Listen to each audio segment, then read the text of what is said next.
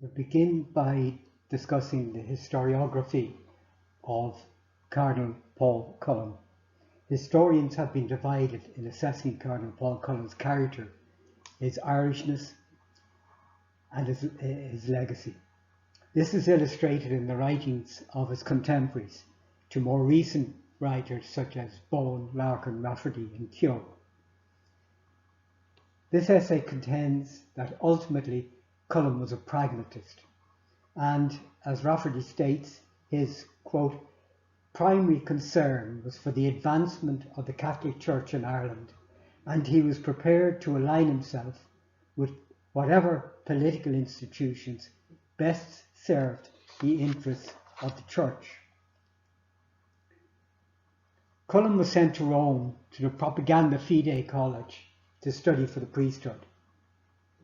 Here he excelled, achieving 4 gold medals and presenting his theses in the presence of the then Pope and 2 future popes. He became the protege of senior churchmen, including Cardinal Mauro Capillari, the future Pope Gregory XVI. In Rome, he had experience of 2 revolutions, 1831-32 and 1848-49.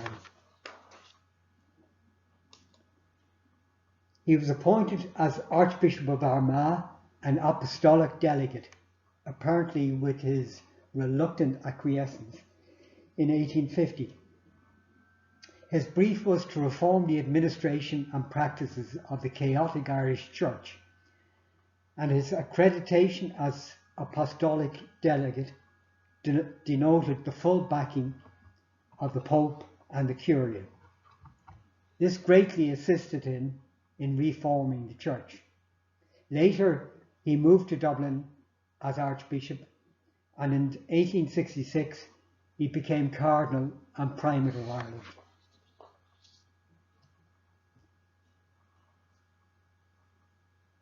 It is the contention of this essay that Cullen was extremely successful in reforming the Catholic Church in Ireland and in standardising its practices in a manner that Rome approved. However, the long-term impact of his governance of the Church was to distance the clergy from the laity and create a church where it was better to have strict orthodoxy in dogma rather than considering the needs and protection of the laity.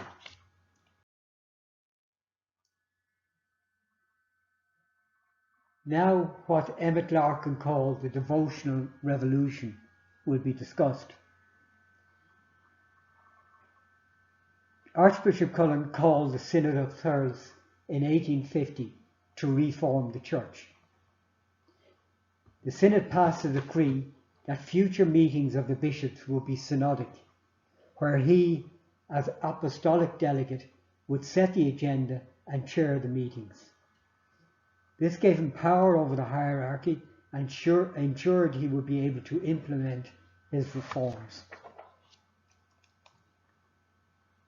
The reform of the clergy was instructed to distance themselves from their parishioners, living apart from the community in a house usually beside their church, all dressing in black clothes, wearing the Roman collar, and behaving in a manner that would not cause scandal.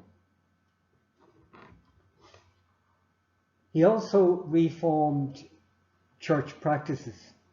Sacraments, with the exception of extreme unction, could only be administered within churches, thus abolishing the age-old Irish custom of open-air functions or those held in private homes.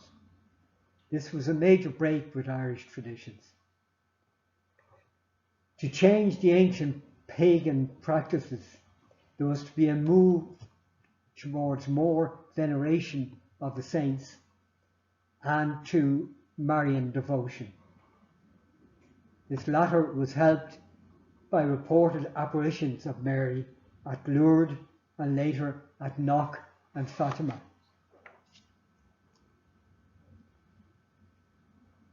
Cullen embarked on a nationwide large-scale church building programme. The main aim of this was to improve the environment where sacraments would be administered, but also to illustrate the power of the one true church, combating the presence of many Church of Ireland buildings in imposing locations around the country.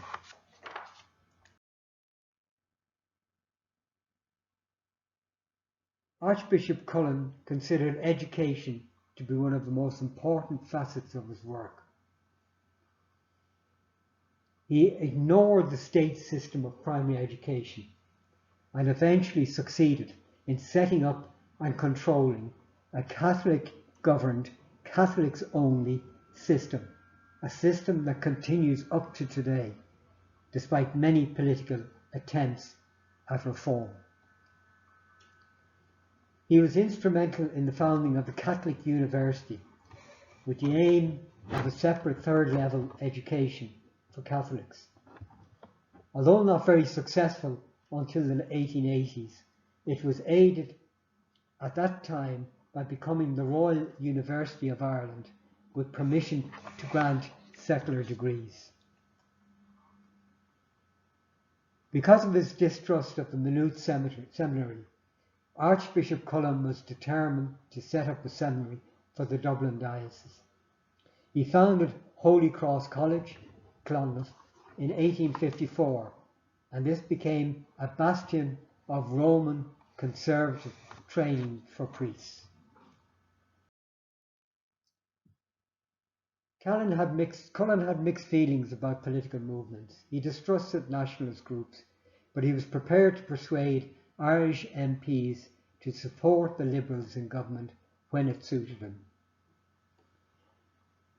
Following his brush with revolutions in Italy, Cullen detested oath-bound secret societies, especially those promoting revolution seeking to overthrow lawful authorities. The fact that the Fenians advocated a completely separation of church and state certainly did not endear them to him. When the Fenians gave up their revolutionary ideas in the late 1860s and worked for constitutional achievement of home rule, he did not change his mind about the movement.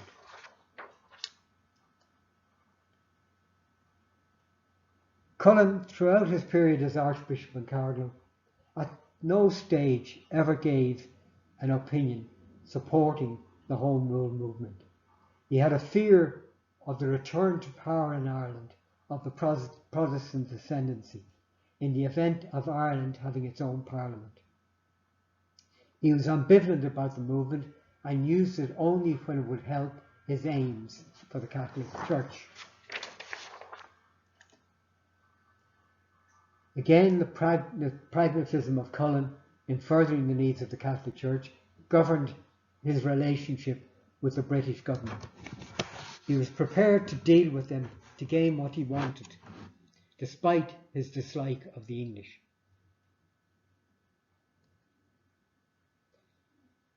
Cullen made no attempt to improve relations with other churches, particularly the Church of Ireland, and he was very pleased with the disestablishment of that church in 1871. To be fair to him, this stance would not have been unusual at that time. The word ecumenism was not prevalent.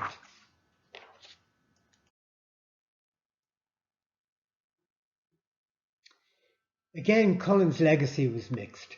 He fulfilled Rome's expectations in his reform of the Irish Catholic Church, but his long-term legacy was, in the opinion of this essay, detrimental to the independent Irish state, the Catholic Church, and the lay members of the Church. Cullen bequeathed to Ireland a powerful and controlling Church, with an obedient and compliant laity under a dominant clergy. He left a Church that totally conformed to Rome, with an almost idolatrous attitude towards not only the institution of the papacy, but also to the men who occupied the position of Pope. As noted above, the long-range implications of the Church's control of education was to reverberate for more than a century.